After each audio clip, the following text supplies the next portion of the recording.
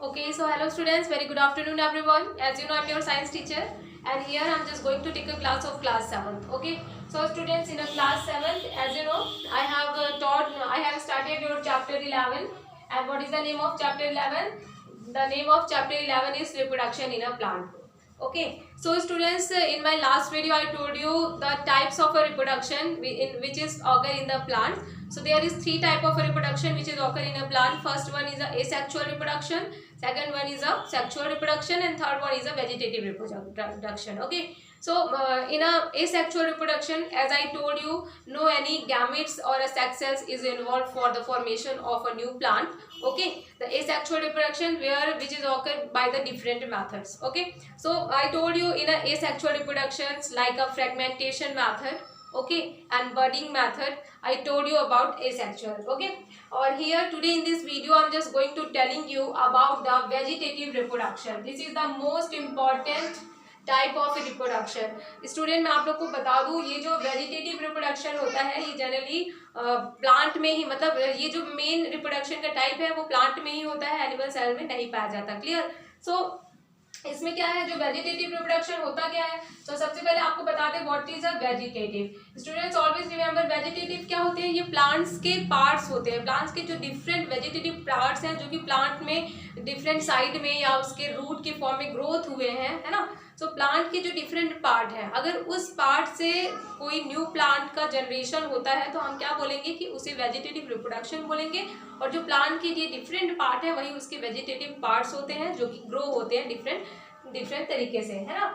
सो vegetative reproduction जो होता है प्लांट के, जैसे हम डिफरेंट पार्ट, आप लोगों ने प्लांट का यूनिट स्ट्रक्चर आप सारे बच्चे जानते हैं. प्लांट का हम लोग देखते हैं तो सबसे पहले नीचे साइड में रूट होता है और प्लांट के डाउन साइड अंडरग्राउंड जो पार्ट होता है दैट इज अ रूट, और आउटसाइड जो पार्ट होता है उसे शूट बोलते हैं. अब शूट जब ग्रो करता है स्टेम, फिर ब्रांचेस और लीव्स और फ्रूट्स एंड फ्लावर इन सब में डिवाइड होता है. ठीक है, तो ये जो प्लांट्स के वेजिटेटिव पार्ट्स होते हैं इसी से क्या होता है, कभी कभी प्लांट का जो एक न्यू प्लांट जनरेट होता है, इसी को आप लोग इसमें वेजिटेटिव रिप्रोडक्शन में पढ़ते हैं. ठीक है, तो सबसे पहले जो वेजिटेटिव रिप्रोडक्शन होते हैं उसके मेथड देख लेते हैं. तो प्लांट में मतलब जो वेजिटेटिव रिप्रोडक्शन उसको हम लोग दो तरीके से हो सकता है. उसमें फर्स्ट वन तो नेचुरली होता है, नेचुरली उसकी वेजिटेटिव पार्ट्स है तो आप लोग उसको वो अपने आप ही ग्रो होते हैं. ठीक है, सेकेंड वन मेथड क्या होता है, आर्टिफिशियल मेथड होता है. ओके, तो सबसे पहले आप लोग इसमें आज मैं तुम लोग को नेचुरल मेथड, नेचुरली जो वेजिटेटिव रिप्रोडक्शन होता है नेचुरल पार्ट से वो बता रही हूँ,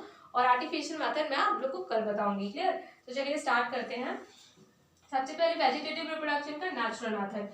नेचुरल मेथड जब भी आप लोग को बोल रहा है इट मीन्स उसके जो नेचुरली पार्ट्स हैं उससे ही न्यू प्लांट का जो फॉर्मेशन हो रहा है. जब किसी भी when any new plant is generated by the natural vegetative part of a plant, then this is known as a natural vegetative reproduction. You can say that. Okay, now अब कैसे हो सकता है, फर्स्ट हम लोग उसकी वेजिटेटिव पार्ट की बात करें तो प्लांट का first vegetative part that is a root. Okay, तो प्लांट में क्या होता है, देखिए आप लोग को रूट होगा. जैसे आप लोग ने एस्परजिलस देखा होगा, स्वीट पोटैटो देखा होगा, तो इसमें क्या होता है, ये प्लांट के नीचे साइड बहुत सारी रूट्स होती है, मल्टीप्लिकेशन होता है, और फिर वो पर्टिकुलर जो रूट्स होती हैं, रूट्स अलग अलग वैसे मिट्टी के अंडरग्राउंड में फैलती जाती हैं और फैलते फैलते धीरे धीरे ऊपर मतलब वहाँ से एक न्यू प्लांट जनरेट होता है.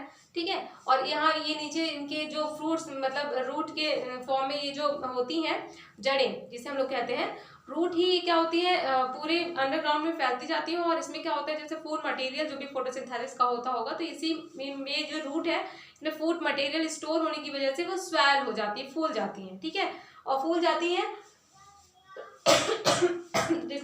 जिसका आप लोग खाने में भी यूज करते हैं, जैसे आप लोगों ने स्वीट पोटैटो देखा होगा. ठीक है, तो सबसे पहले वेजिटेटिव आपका अगर वेजिटेटिव पार्ट में रूट का पार्ट पूछा जाएगा तो आप क्या बताएंगे एग्जांपल में, जैसे क्या हो जाएगा आपका ट्यूबरस रूट. जो रूट है जमीन के अंदर होती है, जो स्वेलिंग होती है उसको आप लोग ईट करते, उसमें फूड मटेरियल स्टोर होने की वजह से आप लोग उसका ईट भी कर सकते हैं. ठीक है, और उसी से जो डिफरेंट रूट्स होती हैं वो फैलती जाती हैं और बाद में रूट्स में फूड स्टोर होने की वजह से वो स्वेल हो जाता है. ठीक है, तो उसी को अपन फिर यूज करते हैं और वही आपका वेजिटेटिव पार्ट होता है जो कि रूट से निर्मित होता है. रूट से प्लांट के रूट वेजिटेटिव पार्ट से जनरेट होता है. ठीक है, तो याद रखिएगा एग्जांपल क्या है, ये tuberous root of a dahlia. Example आप लोग को पूछा जाएगा, जनरली एग्जाम्पल ये आता है, तो आप लोग को क्या बताओगे, वेजिटेटिव प्रोपगेशन में नेचुरल मेथड के अंदर सबसे पहला वेजिटेटिव पार्ट रूट्स हो गया, और रूट्स के अंदर अगर एग्जाम्पल देना है तो क्या दोगे, जैसे आप लोग का ट्यूबर, ये आप लोग का डायग्राम भी बना हुआ है, ट्यूबरस रूट ऑफ डहेलिया, साथ ही साथ sweet potato and asparagus have a food. ठीक है, मतलब ये जो आपको एग्जाम्पल देना है, एस्पैरेगस हो गया, स्वीट पोटैटो हो गया, और जो ट्यूबरस रूट ऑफ डहेलिया, तो ये सारे वेजिटेटिव पार्ट्स होते हैं किसके, रूट, ये जो होता है रूट से ही जनरेट होते हैं। ठीक है, और जनरली हम इनका यूज खाने में भी करते हैं, जैसे स्वीट पोटैटो आप लोग अच्छी तरीके से जानते होंगे, स्वीट पोटैटो का यूज भी हम लोग खाने में करते हैं। ठीक है, तो ये आपका रूट का हो गया। अब सेकेंड वेजिटेटिव पार्ट हो गया स्टेम। तो बेटा स्टेम जिस तरीके से कोई भी प्लांट है उसके रूट से नए न्यू प्लांट जनरेट होता है, न्यू उसकी स्टेम स्वेल होता है, इसमें फूड स्ट्रक्चर होता है, स्टोर होता है जिसका हम यूज करते हैं। ठीक वैसे ही प्लांट का दूसरा वेजिटेटिव पार्ट होता है स्टेम। ठीक है, अब आप लोगों को देखना है कि प्लांट के स्टेम जो होते हैं वो कैसे न्यू प्लांट को जनरेट करते हैं। तो सबसे पहले एग्जाम्पल देखो, यहाँ पे ऑक्जेलिस का दिया हुआ है, ये ऑक्जेलिस का प्लांट है। ऑक्जेलिस के प्लांट में होता क्या बेटा, इसकी जो स्टेम होती है, ठीक है, ये जो स्टेम होती है वो क्या होती है, ग्राउंड में को, जैसे जमीन है ये, उसी को टच करते हुए हॉरिजॉन्टली स्प्रेड होती है, पैरेलल, ग्राउंड के पैरेलल में स्प्रेड होती जाती है, और उसका नीचे वाला पार्ट जमीन या ग्राउंड से अटैच होता है। ठीक है, तो यही जो प्लांट, ये स्टेम है, इसी प्लांट से जगह जगह पर नोड्स होते हैं, और उस नोड से न्यू प्लांट्स निकलते जाते हैं। जैसे इधर आप देखिए, यहाँ से ये प्लांट निकला, फिर इसी से ये प्लांट जनरेट हो गया, फिर ये पैरेलल ग्राउंड में फैलती जाएगी, और इसके नोड्स से न्यू प्लांट का जनरेशन होता जाएगा। ठीक है, तो इसी को आप लोग क्या बोलते हैं, क्या बोलेंगे इसको हम लोग, स्टेम के थ्रू होने, स्टेम पार्ट्स के थ्रू होने वाला वेजिटेटिव रिप्रोडक्शन। ठीक है ना, ऐसे आप लोगों ने घरों में भी देखा होगा, कभी कभी कुछ ऐसे प्लांट्स होते हैं जो कि क्या करते हैं, क्रीपिंग होते हैं। क्रीपिंग क्यों होते हैं, कि उनकी जो स्टेम होती है वो पैरेलल ग्राउंड में फैलती जाती है, और यही स्टेम जो होती है धीरे धीरे फैलती है, तो इसी स्टेम पार्ट से उसके नए नए क्या करते जाते हैं, प्लांट जनरेट होते जाते हैं। ठीक है, और न्यू प्लांट का जनरेशन ही तो क्या कहलाता है, रिप्रोडक्शन कहलाता है। अब ये वेजिटेटिव पार्ट्स हो रहा है, इस कारण से इसको वेजिटेटिव रिप्रोडक्शन बोलेंगे। ठीक है, तो एग्जाम्पल में आप लोग का ये एग्जाम्पल जो है आपका ऑक्जेलिस प्लांट का है, तो इसका याद रखिएगा, oxalis plants have a horizontal roots and this horizontal stem and this horizontal stem have nodes and इसके नोड से ही न्यू प्लांट जनरेट होता है। ओके, अब सेकेंड एग्जांपल आप लोग देखते हैं, इसमें ऑक्जेलिस और ग्रास दोनों में ही हॉरिजॉन्टल स्टेम पाई जाती है, याद रखिएगा। सेकेंड वन है मिंट एंड आपका क्रिसैंथेमम, ये आप लोगों का chrysanthemum.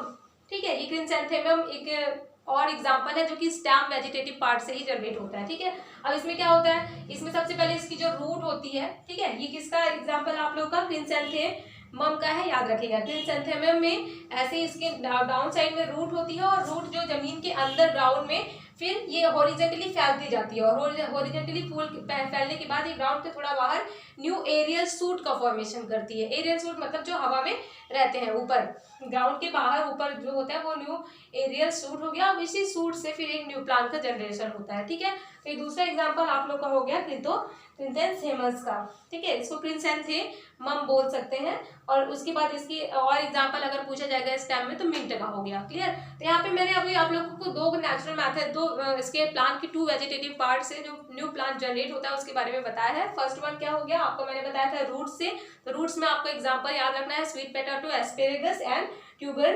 Tuberous root of dahlia. ठीक है, 3 एग्जाम्पल ही पूछा जाएगा, इसकी डेफिनेशन आपसे नहीं पूछी जाएगी, डायग्राम जरूर पूछा जाएगा, तो डायग्राम आप लोग बना लीजिएगा। ठीक है, सेकेंड वन आपका स्टेम वेजिटेटिव पार्ट से है, तो नेचुरल के अंदर, नेचुरल वेजिटेटिव रिप्रोडक्शन के अंदर फर्स्ट वन रूट्स हो गया, सेकेंड वन रूट से मतलब जो प्लांट जनरेट होते हैं, सेकेंड वन स्टेम में भी आप लोगों को सबसे पहले ऑक्जेलिस एंड ग्रास का एग्जाम्पल देना है। ये मैंने ऑक्जेलिस का एग्जाम्पल है, इंपॉर्टेंट है, इसको लिख लेना है। इसकी जो स्टेम होती है हॉरिजॉन्टल होती है, मैंने बता दिया। सेकेंड वन स्टेम का ही, स्टेम से ही दूसरी अगर हम लोग बात करें तो ग्रास, मिंट एंड क्रिसैंथेमम, ये तीनों ही एग्जाम्पल है जो स्टेम वेजिटेटिव पार्ट से ही क्या होते हैं, जनरेट होते हैं। ठीक है, अब इसके अलावा कुछ और भी मेथड है जो नेचुरल मेथड में है, साथ ही साथ आर्टिफिशियल वेजिटेटिव रिप्रोडक्शन, इसके बारे में मैं आप लोगों को कल में बताऊंगी। ठीक है ना, आज आप लोग इतना ही पढ़िए और इसी को डिटेल में पढ़िए ताकि ये टॉपिक आपको अच्छी तरीके से लर्न हो जाए। ठीक है, इसके बाद एक चीज मैं आपको बता दूं, इसमें जो डायग्राम प्रैक्टिस है, क्योंकि अगर एग्जाम में आता है तो आप लोग अगर डायग्राम के थ्रू दिखाओगे तो आप लोगों को बेटर मार्क्स मिलेंगे। क्लियर, सो डायग्राम आप प्रैक्टिस कर लीजिएगा and you have to also sort out word meaning. Is that clear? So this is all about of my today's class and this is ending of my today's class. Okay, so thank you and have a nice day.